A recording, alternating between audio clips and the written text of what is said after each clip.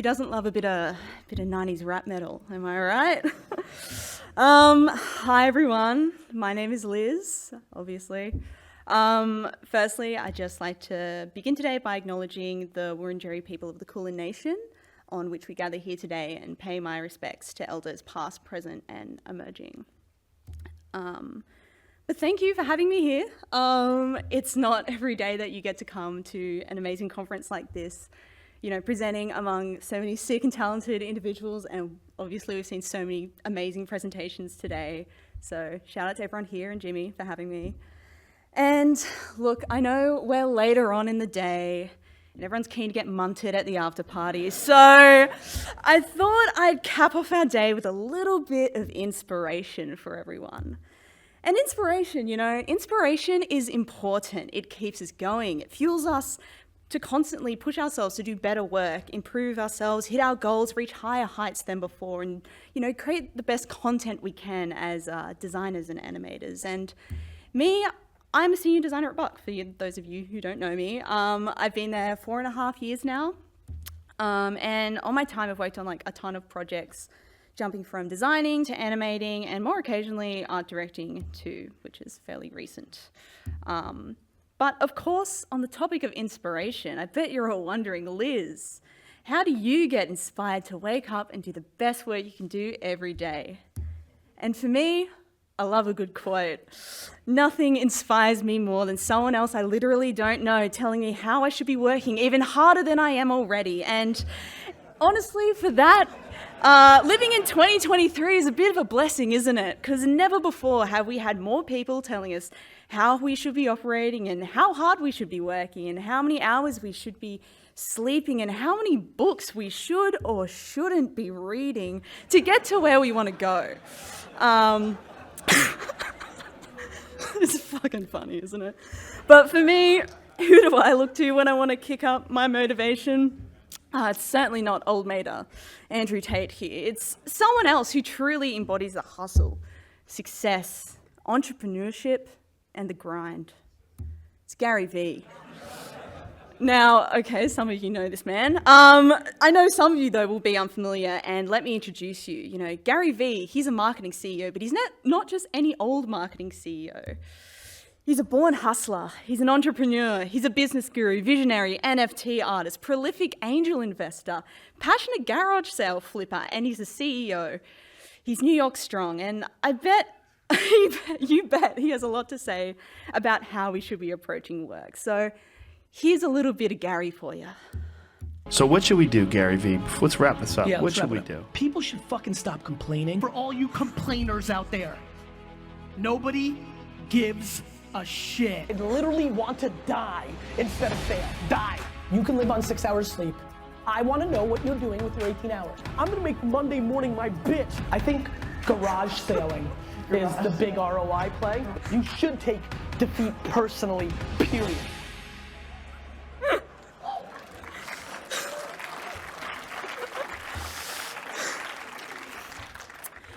He's also a New York Times bestselling author. He has this book, it's called Crush It.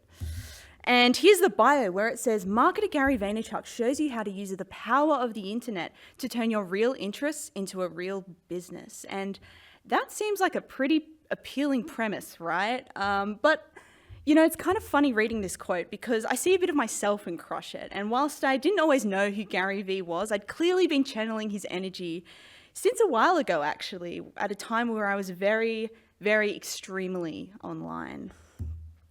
So let's go back to 2009, the genesis of my graphic design career. And it all started on this website, stardoll.com, fame, fashion, and friends, baby.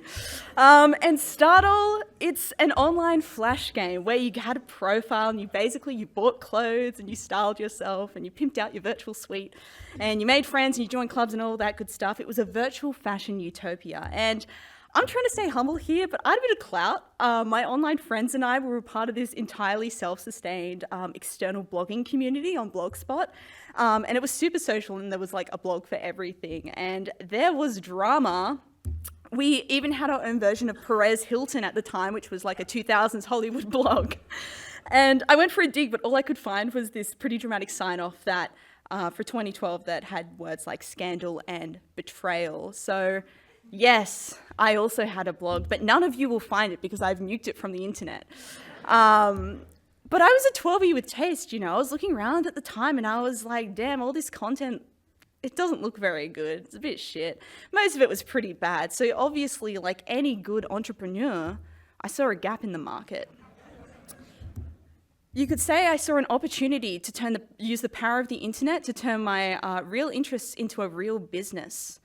So I took my Wacom and my cracked version of Photoshop because, like everyone else at the time, I was trying to make it big on DeviantArt, and of course I needed Photoshop Extended because I was about to make some fire graphics. And I started making blog banners for people, and they're pretty sick. This is from the vault. This is my earliest design work. And like any good designer, I really like the font and blending modes and overlapping things, and they're pretty hectic. And as the demand grew, I actually started charging for it, and I actually made a pretty decent profit. The views on my blog, they spun up past like 50,000. So I'd actually made quite a stack of virtual money. I was in demand, and I used that money to pimp out my virtual wardrobe of Dior and Chanel and Saint Laurent. And this was it, you know, like I channeled my inner Gary V, and I'd made it at the age of 14. You could say I was crushing it. But now that we're back on the topic of Gary V, there is something that I need to admit to you all and come clean about and be honest, and that's that I lied. Not about the startle stuff, of course. That's all extremely true, and I did have some clout, very undeniable, but it's about Gary. And Gary V, he's not for me. Because, you know, I'm sure he's a great guy, but Gary, he just comes out with a lot of, you know, objectively whack takes that are kind of insane. And I'm sure a lot of people love him, and a lot of people do, and I can kind of understand the appeal. And this is only one thing he said. I mean, he said a lot, and it's generalized, or it's random, contradictory, or even sometimes, you know, not always necessarily bad, but it's always earnest and delivered through this character that's genuinely quite entertaining. And it makes him quite engaging to listen to no matter what he's actually saying, and has made him very successful at selling his brand. And he is genuinely successful. He's worth like $200 million, and his audience sees that as a pretty compelling evidence to back up his like motivational speaking career. So shout out, I guess. But the reason I chose to talk about Gary is that he's basically the ultimate poster child of hustle culture, right? And the New York Times has literally described him as the patron saint of hustling, which I think says it all. And if we're to define hustle culture, I think, you know, ambition as lifestyle, as New York Times has phrased it here, is pretty accurate. It emphasizes relentless hard work and the pursuit of success at all costs. It's the grind, it's living for work, and catering every element of your lifestyle towards being as productive as possible. And I'm obviously, as I said, not really a Gary V stan, as we've established, but because to me, hustle culture is obsessive and it's boring, it's dull, and it's frankly exhausting to exist in a world where, you know, we're blasted with content that's telling us that this is a way we all should be living. And quite honestly, it's all just a bit cringe, isn't it? Kind of gives me the ick. Who wants to be called a hustler in 2023? Not me. However, I can't deny that I've had a little bit of an internal conflict, because while I despise everything hustle culture stands for, I can't say that I haven't been a bit ambitious at times, or worked hard, or pulled the old all-nighter back in the day, or been goal-oriented, or lacked work-life balance. And look, my startle story speaks for itself, where I'd been quite ambitious and entrepreneurial, mind you, since age 12. So, oh no, this all now becomes quite confronting. And it now poses a very important and critical question, which is, you know, am I literally the thing I've just been like complaining about for 10 minutes? Am I, Liz Smith, senior designer at Buck, a hustler? And more importantly, am I cringe? Which I don't know. That's for you to decide. But look, as many of these values as I feel like I might have participated in, realistically, in my heart of hearts, I don't see myself, you know, in the Gary V hustle grind set. And that's not just because I'm being petty and I don't want to admit that I'm cringe or whatever, but for me, I've obviously engaged in a lot of aspects of hustle culture. And I think, though, that there's a bit more to the picture for me, a little bit more context. So a bit about me. I grew up here, Maxville in New South Wales. It's a rural town wedged between the Big Banana and Coffs Harbour and Kempsey, which is the home of the Slim Dusty Centre, which is kind of all the Mid-North Coast has going for it. So I kind of wanted to get out. And the only way to get out that I knew was to do well and get the marks for university, which is a very classic pipeline. And for me, as a rural student, you know, they were key to being able to move away, but also do more with my life and progress beyond the limitations of being in a rural area. You know, there was more just writing on it than university prestige. And luckily, I was pretty good at school, and like I usually did well. And like most students, this idea of doing well throughout my education became quite validating for me. It felt good to succeed, and the educational system, it rewarded it. You know, so this is a time in my life where I learned to extract a lot of my self-worth out of my work that I produced from when I was really young. So no, my motivator was not the sheer power of the Gary Vee hustle grind set as a teen. Part of it was ambition and the excitement of, you know, embarking on a new part of my life, which meant that not only was the trajectory of my entire future design career, you know, being tied up with the work that I was producing, but so was my own sense of self. Who am I if I don't succeed at this? You know, is this the only thing I'm good at? I have no plan B. But another part of it, I think, you know, was fear, and fear at failing at any of it, because if I stopped working for a moment, everything could collapse. And what would I do then? I'd be stuck in Maxwell for the rest of my life, my personal nightmare. So this mentality around doing well compounded later in my university years, which yes, I did end up getting into, right? But I really drew my own sense of value out of my work. If I wasn't succeeding, my mental health would suffer.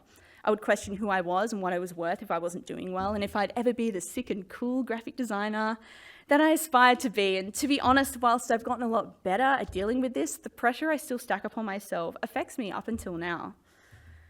It's obviously a really incredibly toxic mindset that I've internalized over a really long period of time. So a few years back, I went to go seek help from a psychologist and ended up learning a lot about myself. Yes, I got told I was a perfectionist. Checks out, right? So shocking.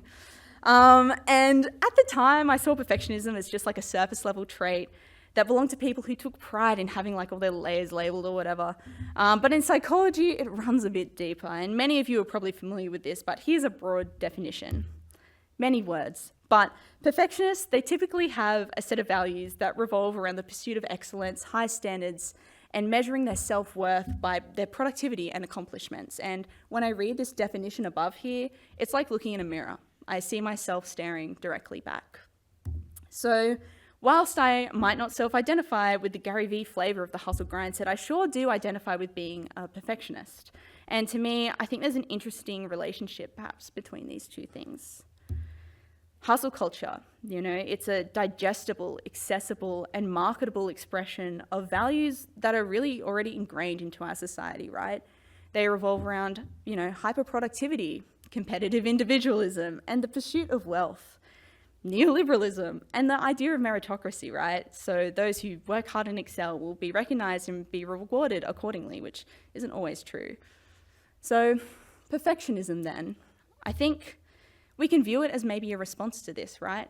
A symptom or a way that we learn to cope with the relentless pressure of having to constantly do more all the time. Because if you're constantly working, achieving, and productive, then you are valued by the culture. And this is a quote I found when researching for this presentation. I think it kind of says it all. It says, increasing levels of perfectionism might be considered symptomatic of the way in which young people are coping to feel safe, connected, and of worth in neoliberalism's new culture of competitive individualism. So how the hell do we exist with that? Because having ambition and goal setting, it's a really healthy human thing to do, right? On our own terms, for our own self-development, when it's not driven by external social pressure. And perhaps there is, you know, something in harnessing aspects of this critical perfectionist voice in a way that can benefit us. How do we still continue to grow, learn, and achieve the goals that we choose to set for ourselves whilst, you know, staying away from the pitfalls of destructive self-criticism and overwork that lead us to feeling depressed, burnt out, or even worthless? I think we can get there. You know, a lot of people already are there, but for people like me, getting there is really, really challenging.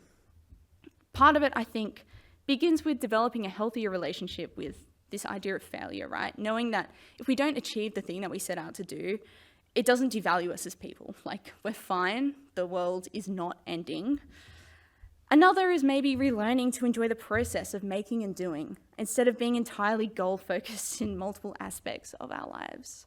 And for me, I'm not there yet. These things are still things I'm working on, right? And it's something I'll probably be working on for like a really, really long time. But every day I do think we have the opportunity to take small steps towards recognizing, observing, and unlearning some of these little thought patterns that can be destructive and not productive. So let's talk about work. Let's talk about the present day. I think it's underrated how challenging it can be to unlearn these ways of thinking and simply have a neutral relationship with what we produce, especially as creatives, right? It's not as simple as just like flicking a switch and like changing your mindset. And whilst I've definitely improved this relationship, between myself and what I produce, I still slip into these learned habits of thinking that aren't productive for my own mental well-being or work, really. And in psychology, these are referred to as unhelpful thinking styles. Some of you may be familiar with these, and there are a lot of them. They're kind of like the 12 principles of animation for people that hold themselves to impossible expectations they'll never be able to meet. And by labeling them as unhelpful, we can use them as tools to better understand and recognize ways of thinking that are very, very obviously unhelpful. It's a very aptly named concept. So yes, maybe you're familiar with these, and this can serve as a little refresher. Or maybe you don't struggle with it at any of this and at all.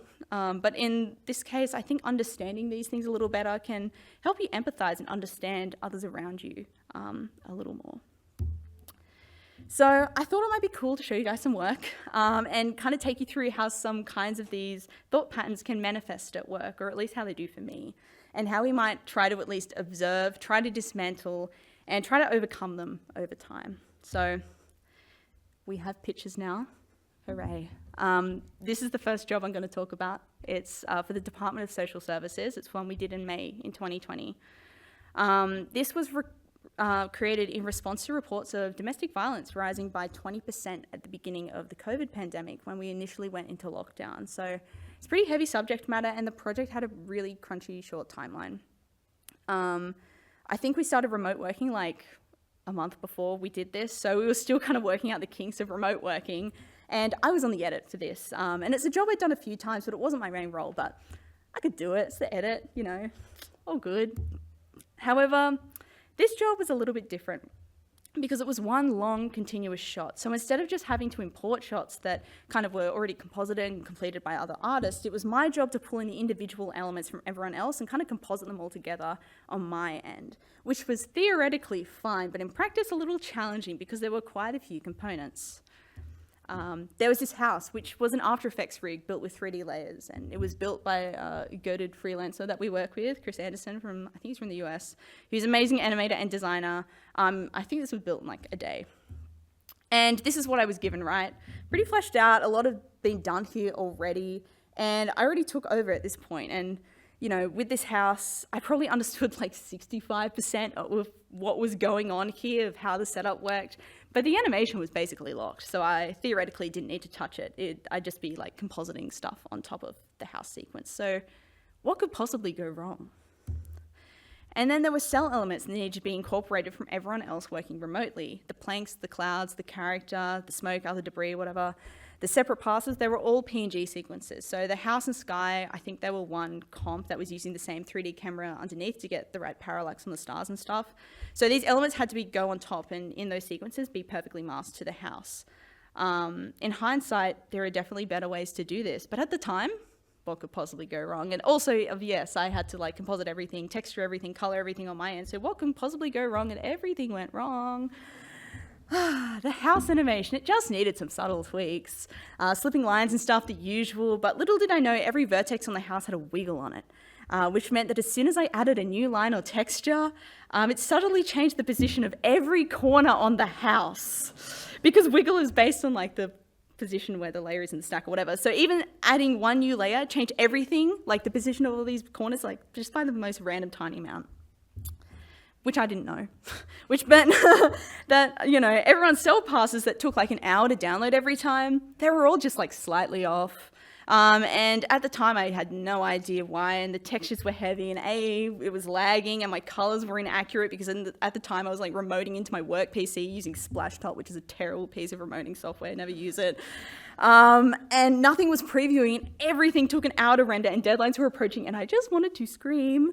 And things began spiraling out of control, but alone in my bedroom office, nobody could see the true chaos behind the scenes. But the cracks began to show, and my whips started running late, and mistakes started popping up last minute, of course. Which is where I want to talk about communication.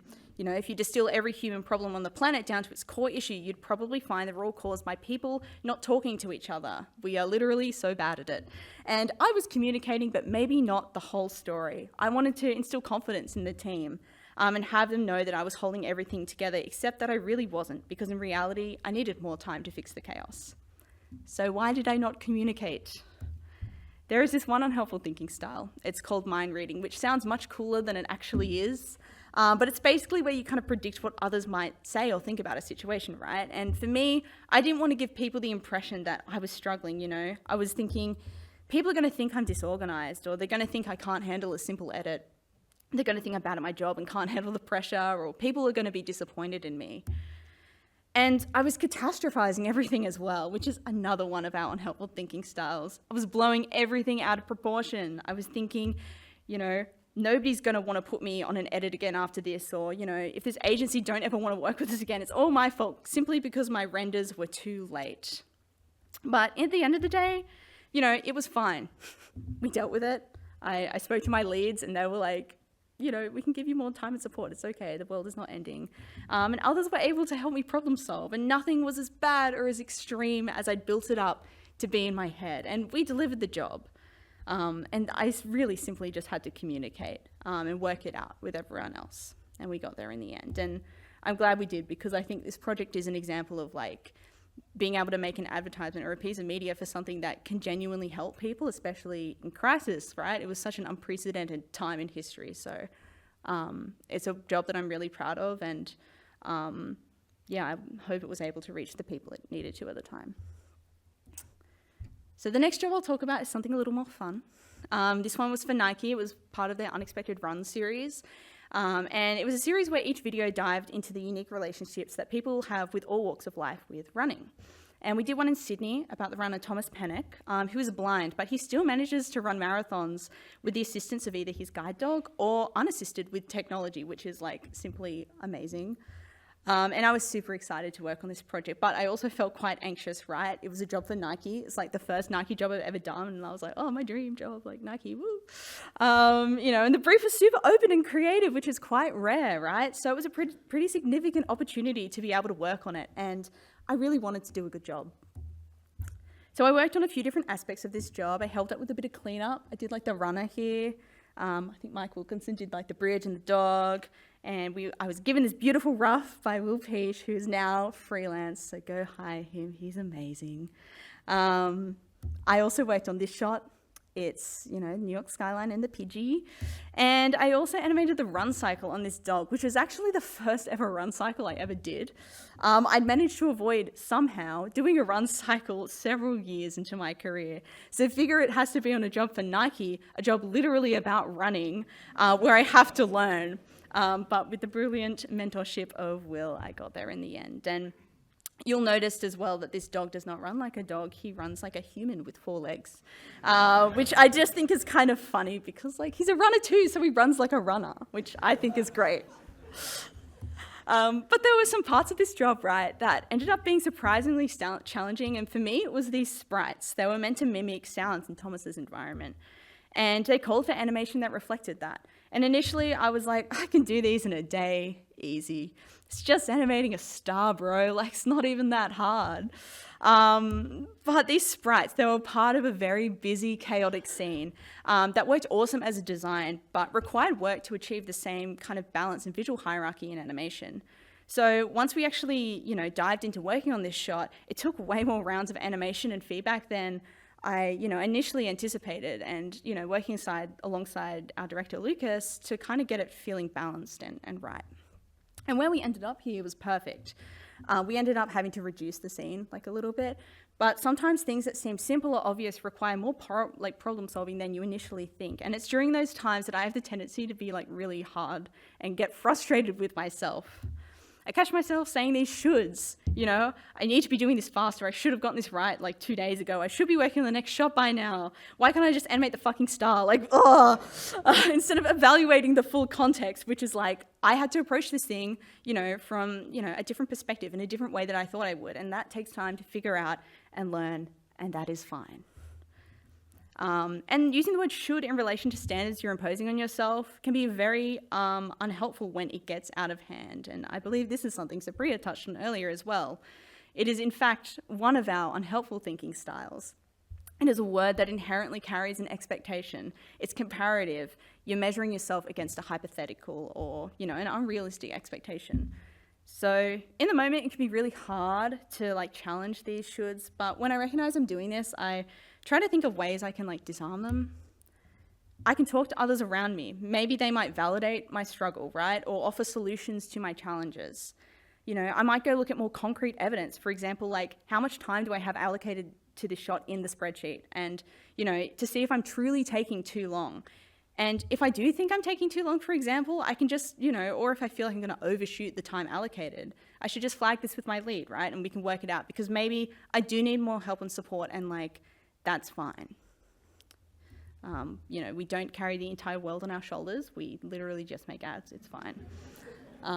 But this was a cool ad.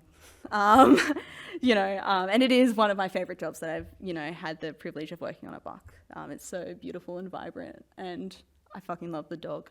You know, so despite some hiccups, it was awesome. The last job, oh, that's white and not black. That's fine. I want to talk about this job we did recently for WhatsApp. It says WhatsApp stickers. It's meant to be black. This is actually a job I art directed, which I have done before, but never really on a project of this scale. And, you know, because there are quite a lot of moving parts to this. The client was based in the US, and we were working with our, you know, LA office who were client-facing and presented the work. And there was also a lot of strategy and research that was being done by LA, and like it's nice that as well. They were developing like these new strategic guidelines for these stickers that we were to incorporate into what we were making. So there were 9 new sticker packs for the app, and these are the first 4 that we created. We're currently creating the other 5 at the moment, and if you're a sticker person, you can actually download and use some of them now, which is very cool. Although I don't know anyone that uses stickers, I'm going to be honest, but it's okay. This text is white, it's not meant to be. And each pack is based around a different concept that we came up with and generated ideas for. And this pack on screen is called Touch Some Grass, which is all about getting offline and going outside and reconnecting with nature. It's based on my own personal experience and a 14-hour screen time statistic I managed to clock in a single day. And sketching these sticker ideas was a surprisingly challenging part of this project. It's something that seemed really simple at first, right? We kind of realized that all of these things had to be functional ways to communicate an idea or an emotion to another person. And it was a big ask from the client as well. It can't just be something cute. It needed to be grounded in some kind of emotion, which is a really interesting and quite difficult challenge, actually. So we went through a lot of sketches before we got to the final packs, which was a pretty tricky period for everyone. So thank you all for hanging in there, truly. But once the clients settled on 17 stickers for each pack, each one demanded a different art direction as well. And you guessed it, this text is meant to be black. They're all pretty different. This pack is called Today Ain't It. And this pack was basically the AD. It was kind of like just shaded with layer styles. And it made it really speedy and procedural and easy to animate with in After Effects because we were working to a pretty crunchy timeline. And here's an example of how we did some of these stickers. It's just layering lots of layer styles, or not even that many really. It's just like inner shadow and like bevel and emboss, but using it in a tasteful way. It allows you to just shade shit really quickly, and it could be great if it's right for the project you're doing. So whilst the creative of this job, it was super fun, there were new challenges in directing a job like this, right? Balancing directing multiple people and figuring out, you know, how to direct in a way that's constructive for the project and the artists, and especially for freelancers working overnight and keeping track of the time that we're spending on different tasks and staying on schedule for every whip and handling volatile and rogue feedback and making sure we're abiding by the parameters and asks set by the client. Problem solving with the team, how we're going to fit the animations for each sticker into PNG sequences under 500 kilobytes, even though we'd been asked to make everything more dimensional, which adds more color information and therefore more data into each frame. And then trying to juggle these responsibilities whilst also jumping on the box here and there to help everyone out. It's a lot to manage and get used to, and I'm sure it's a very familiar story to like many of you here. Which brings me to my final thinking style, which is the mental filter. One where you just kind of get tunnel vision and hyper-focus on the negative parts of a situation, even if that one negative is just like one tiny thing within an abundance of positives. You know, and if we're talking about the mental filter in relation to this job, I think I really could have easily fallen into the trap of thinking I could have done all of these things, I could have done them so much better, and hyper-focusing on all of my mistakes and the things I felt like I wasn't good at. But I actually kind of resisted it at the time. I didn't fall into the trap, or at least I tried not to, because it's something that I'm new at, right? I haven't been directing for years. So it's difficult, and so there are, of course, things I definitely could have been better at, but so instead, I really came out of this experience thinking, like, yes, there are ways that I can improve. There are things that I can work on in the future. But you know what? I still think I did a good job, and I think that's growth. So shout out me. And that can be hard to say, right? When you're used to criticizing yourself in the pursuit of finding ways, you know, to improve your craft, you know, but I think from time to time we can embrace being a little proud. It's okay when we try things that are new or different or challenging or whatever. We're allowed to be happy and proud of that, even if there are still things to work on in the future. And these stickers, like, I'm so happy with how they came out. They're really fun. They're so cute. So thank you to everyone that worked on them. You're very talented. And I had so much fun seeing them to life. And you can download them now. Woo! So to wrap this up, I guess what I want to say is there's like a lot of pressure on us to do a lot. Strive for improvement, work hard, never fail, and hustle, you know. If your TikTok or Reels or whatever is packed full of Gary Vee clones, or live up to the impossible expectations that you've learned over the times that you've set yourself. I think the way the world is, I think it's impossible to not feel this way at one point in your life.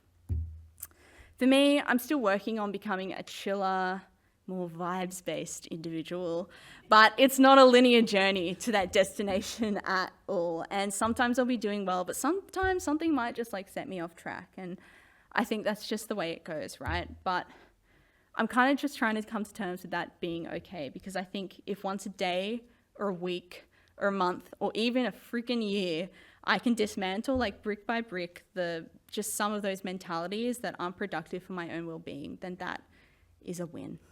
So thank you.